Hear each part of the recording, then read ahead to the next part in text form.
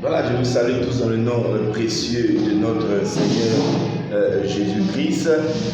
Shalom à tous. Je voudrais aborder pour moi deux thèmes qui sont très importants dans notre Église, c'est la louange et l'adoration. Dans nos églises, il n'est pas rare d'entendre les mots louange et adoration utilisés pour désigner la même chose, mais bien qu'elles coopèrent l'une avec l'autre, la louange et l'adoration sont des activités différentes. Et bien aussi qu'elles soient souvent très proches en apparence dans leur façon d'être exprimées, elles possèdent chacune leur propre nature et leur propre but. Dans nos temps de louange en griffe, il convient d'équilibrer les deux. Mais ceci est plus simple une fois que nous reconnaissons leur distinction et leur fonction propre. Et c'est pourquoi dans ce petit temps de partage avec vous, nous essaierons de pouvoir expliquer ce que c'est que la louange et l'adoration. La louange, louer signifie tout simplement célébrer, proclamer, confesser ou encore faire des déclarations. La louange se préoccupe de ce que Dieu est et de ce qu'il fait. En d'autres termes, elle met autant l'accent sur l'immensité de Dieu que sur ses actes envers ses enfants. Elle fait souvent office de préparation à l'adoration et se caractérise par sa nature extravertie.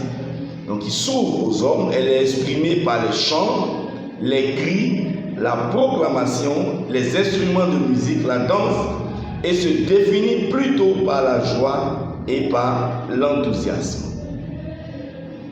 Dans le psaume 66, verset 8, il est écrit « Peuple, bénissez notre Dieu, faites résonner sa louange. » Ésaïe 40, verset 9 dit « Élève ta voix avec force, élève ta voix et n'aie pas peur. » La louange n'est pas de la louange si elle n'est pas déclarée. Pour être louange, elle doit être verbalisée ou exprimée physiquement. Et ne doit pas être dépendante de nos émotions. Elle est fondée sur la grandeur et la gloire de Dieu et celle-ci ne change pas. Combien de fois ça vous est arrivé d'avoir le cafard, d'être sec spirituellement ou de passer par des épreuves et d'avoir envie de tout sauf de louer? Rappelez-vous que ce sont davantage dans les temps difficiles que nous devons persévérer et nous tenir devant lui en proclamant sa grandeur. Sa bonté et son amour pour nous, cela fait partie des clés pour remporter les victoires sur nos adversités. Et je vous invite d'ailleurs à relire des psaumes, et notamment le psaume 42, qui en est un exemple.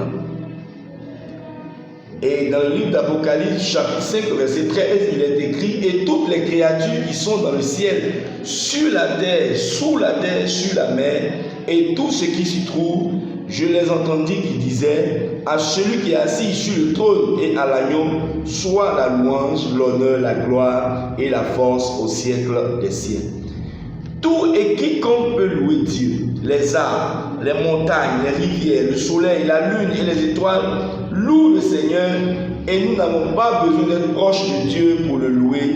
Mais l'adoration, elle, est différente. Elle nécessite une intimité, une relation avec Dieu.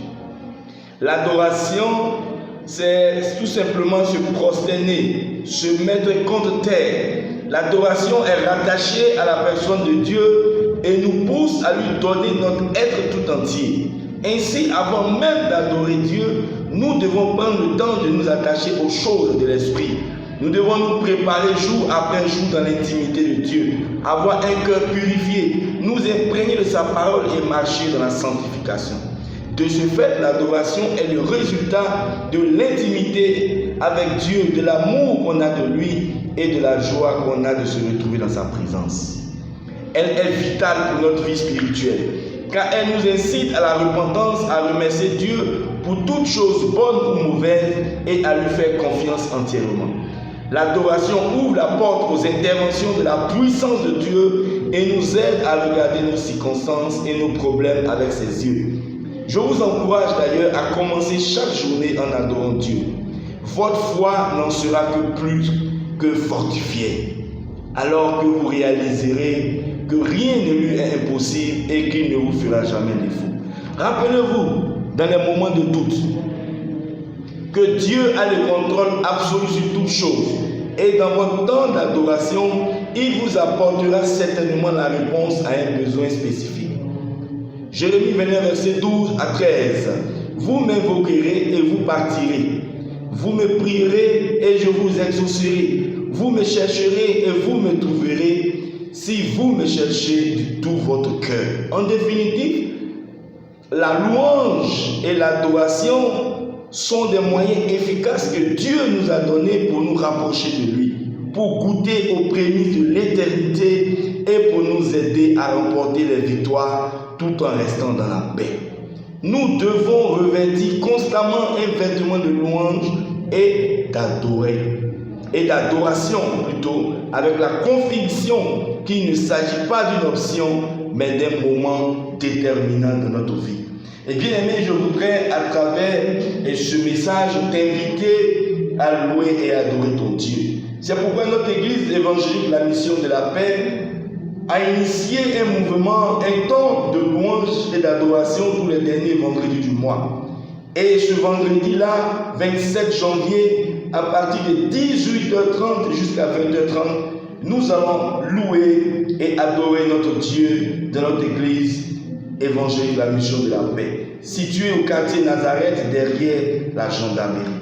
Bien-aimé, je t'invite à être présent à ce moment-là fort, parce que nous allons nous rapprocher de notre Dieu. Nous allons aller en eau profonde pour lui dire combien de fois il est grand, combien de fois il est merveilleux. Bien-aimé, notre Dieu est bon et il est fidèle.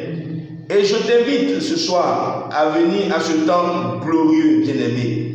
Parce qu'il faut que tu puisses véritablement connaître ce que c'est que la gloire de Dieu, bien-aimé. Ce soir, c'est un moment favorable pour toi. Ne rate pas ce moment, bien-aimé. Oui, ne rate pas ce moment, bien-aimé. Je te le dis, car le Seigneur te donne rendez-vous et quelque chose va se passer dans ta vie. Lorsque notre Seigneur passait dans les rues de Jérusalem, partout il y avait des malades, il les guérissait. Ceux qui avaient des mauvais esprits étaient délivrés, les lépreux étaient purifiés et les aveugles recouvraient la vie.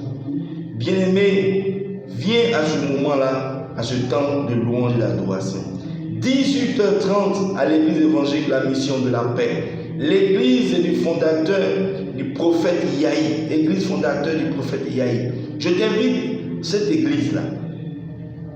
Et avec nos pères de l'église, le pasteur François Kwasi Béni, nous allons prier le Seigneur et l'invoquer pour que sa gloire et son règne se manifestent dans la vie de chacun d'entre nous. Shalom à toi encore et à tout à l'heure à partir de 18h30. Que Dieu te bénisse.